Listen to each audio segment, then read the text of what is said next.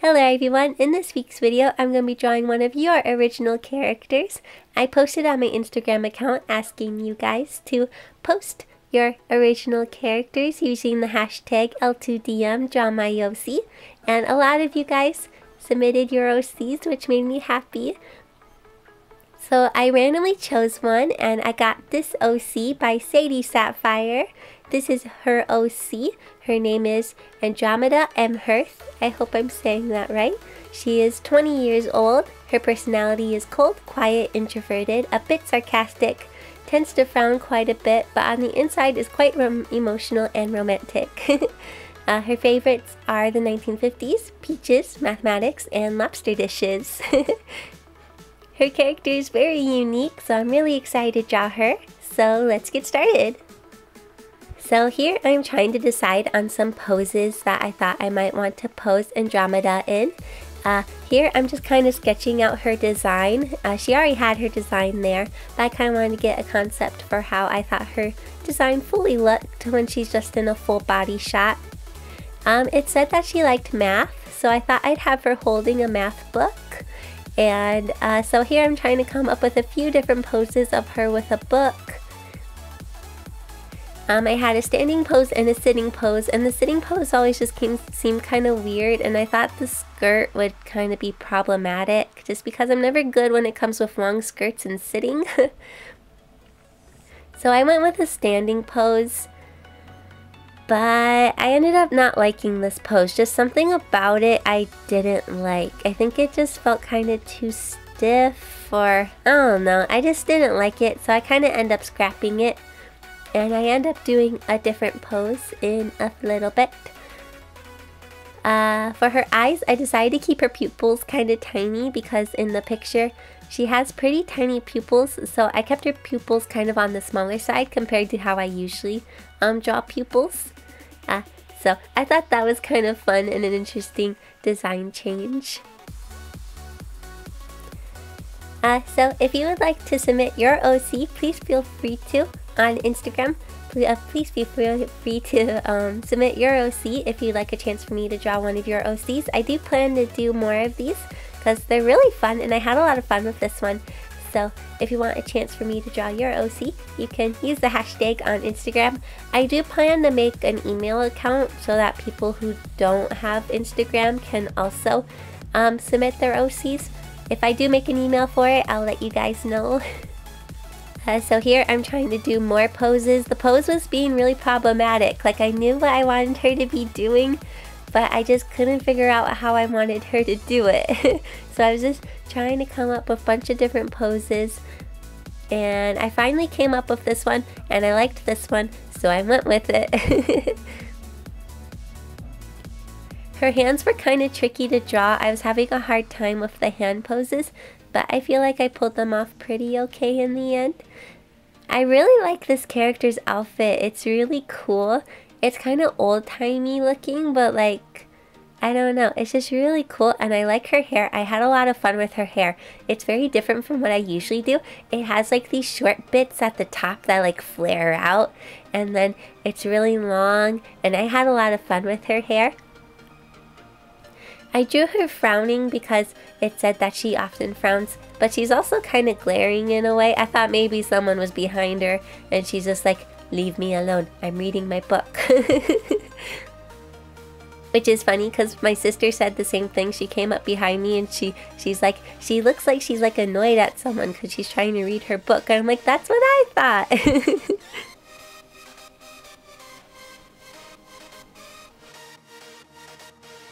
Oh, also, I wanted to mention that I've converted my second channel. I have a second channel where I post animations. I made a community post about this, but I don't know if everyone sees my community posts because, like, I don't see community posts on the computer. I only see them on my phone, so I thought I'd mention it here. But I've started posting videos on my second channel. I'm calling it Talk and Draw with Rebecca Ann. And I'm just gonna post like random talking videos on there. I just recently posted a video of me talking about my New Year's resolutions. So yeah, I have that video on there. So if you want to hear me talk about random things while I'm drawing, then you might like the channel. And so, yeah, I thought I'd mention that. So for this picture, I did multiple sketch layers. I did my first initial sketch, then I did my cleanup sketch, then I did my second cleanup sketch.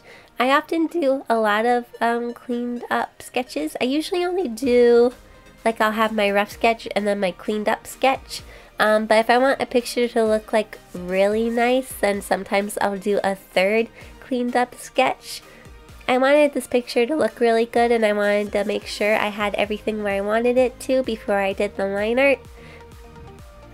And I was thinking about printing this picture out and coloring it traditionally, but I decided not to just because I didn't really feel like any of the mediums that I work with would suit this picture. Like, a lot of the colors in this picture are very dark and kind of muted. So I didn't want to use color pencils because, one, that would like really hurt my wrist because I would have to use a lot of dark colors, and I would have to press really hard on the colored pencils, and so I knew I wouldn't want to use color pencils. I was considering using Copic markers, but a lot of my Copic markers weren't the right shade, and I really wanted to get the right colors to stick with the character design. So a lot of my Copic markers weren't the correct shade, like they weren't muted enough and they were like too saturated. So I just decided to color this picture digitally, even though I was kind of looking forward to coloring it traditionally. But I decided digitally just because I thought overall it would look better for the picture.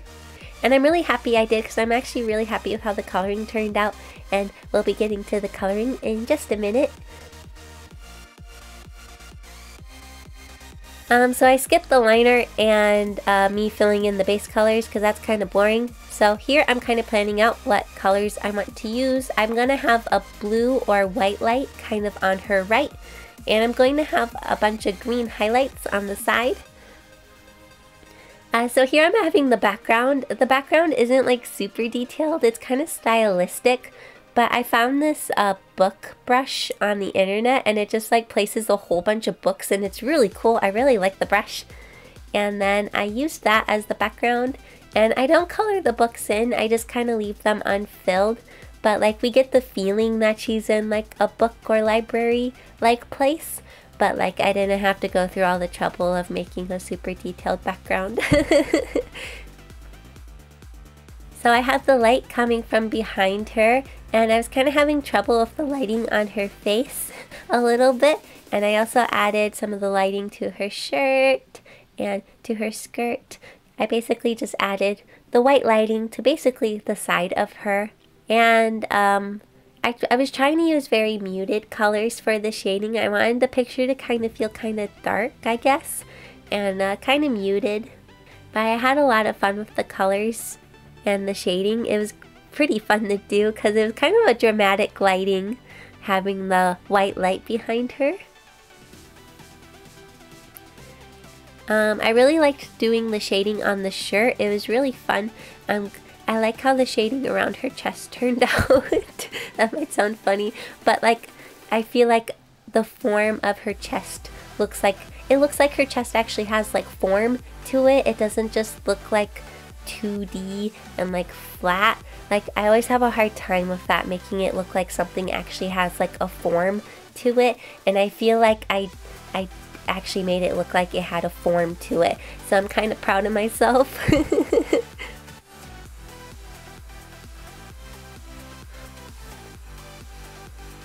I used a lot of gradients in this picture for the lighting. I found when I want something to look like it's like, when I want the lighting to be more dramatic or look like it's covering the character more, I actually put the lighting on top of the line art too, because like it's always hard to make it look like something's like glowing or like casting over all of the picture when the line art isn't affected too. It just kind of looks weird. So I actually make the lighting go over the coloring and over the character's line art for the white light that's coming from the background.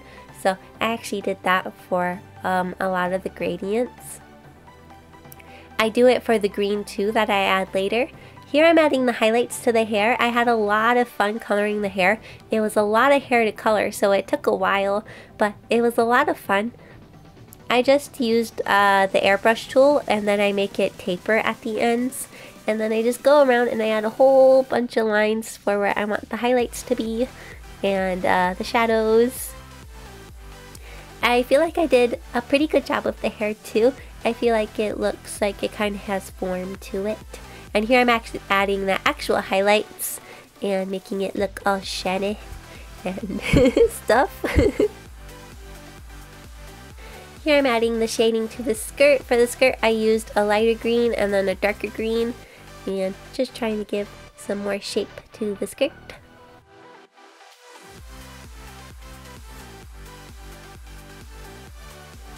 So here I'm adding the green. I love adding the green. So I added the green because in the picture of this character, there was a ton of green like lighting, and it almost looked like magical stuff like all around her. So I wanted to include the green, and I really thought it would make the picture pop. So I included the green highlights. Some of the highlights I just went on the picture and went around the edges, and I also added green gradient to the left side of her, and I put that over the line art so it would slightly affect the line art.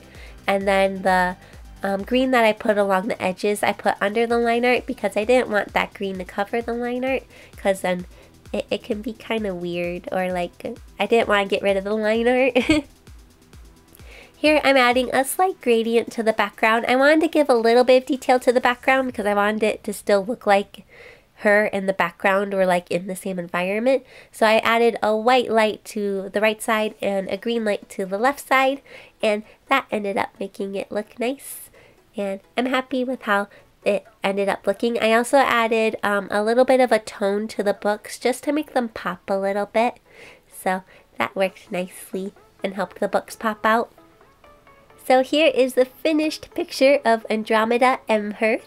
I hope you like it, Sadie Sapphire, and thank you so much for submitting your OC. She's so cool, and I had a lot of fun. So thank you all so much for watching this video. I hope you enjoyed it, and I'll see you all next week in my next video. Bye!